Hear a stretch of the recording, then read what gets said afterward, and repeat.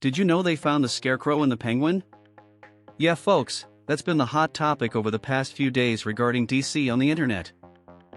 Some people noticed certain items that popped up in the background of one of the early episodes of the series that you probably missed, but they definitely tie into Scarecrow's iconic look.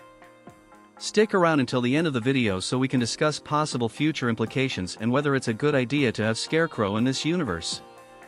Welcome to Comic Chronicles. The Penguin is wrapped up, but fans are still unearthing clues about what might be coming next, either in the Batman Part 2 or some other series in this universe. In the last episode of The Penguin, people spotted what could be hints of the Court of Owls, and I even mentioned this theory in our review of the last episode. Click the card popping up on your screen to check it out.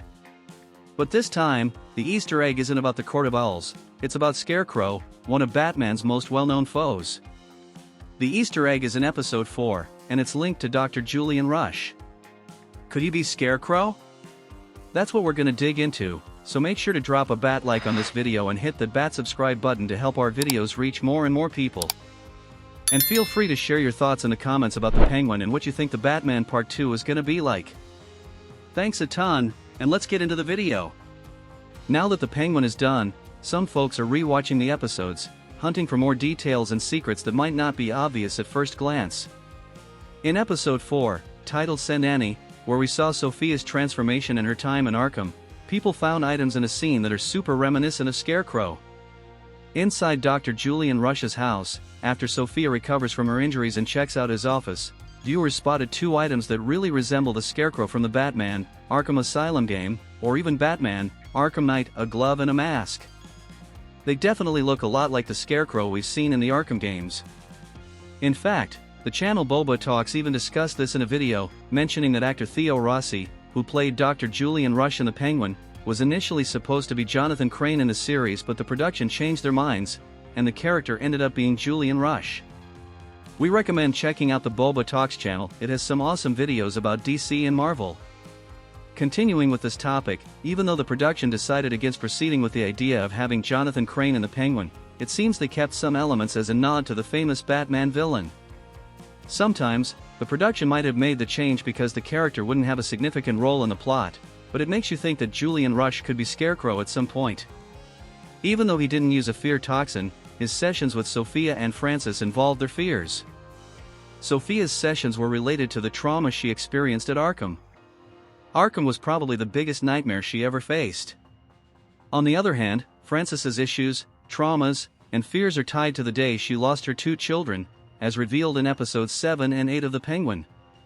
So in a way, we could relate Julian Rush to what Jonathan Crane could have been. But if we think about it, changing the character's name might have been a strategy from the production to avoid heavy criticism towards the character since he was one of the least developed in The Penguin. Honestly, I think this character was one of the weak points of the series, along with the lack of Batman mentions by the criminals. Like I said in my video about the last episode, I'll say it again, those were the only two low points in the series, in my opinion. If Julian had been Jonathan Crane, many fans would definitely have been upset about the lack of depth for that character.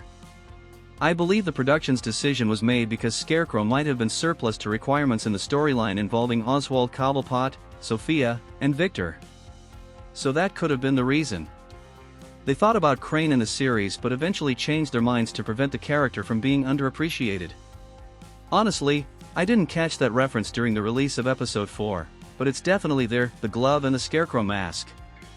If they decided to incorporate Scarecrow into another production in Matt Reeves' universe using that glove and mask, I'd be totally on board. They look pretty great. They're very reminiscent of Scarecrow from the Arkham series, which has one of the best takes on Scarecrow's visual style.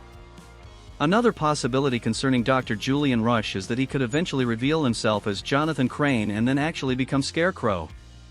Who knows, maybe in some Batman movie or another series.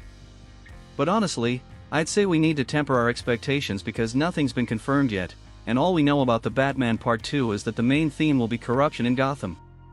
If you want to learn more about the fearsome Scarecrow and his entire mythology in the comics, use our affiliate link in the description of this video to snag the Kindle collection that DC put together, covering stories from his origin all the way to some more recent moments. There are some really interesting tales there, giving you essential knowledge about this character, who is one of Batman's biggest villains. Now I want to know your thoughts. did you catch the glove and the Scarecrow mask during episode 4 of The Penguin? Would you like to see the villain show up in some future Batman series or movie? Would you want to see Julian Rush reveal himself as Scarecrow?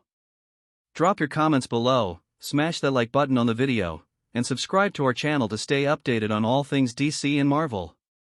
Thanks a bunch for watching the video all the way to the end. Check out our complete playlist breaking down every detail and secret behind the episodes of The Penguin. Thanks again, and see you in the next video.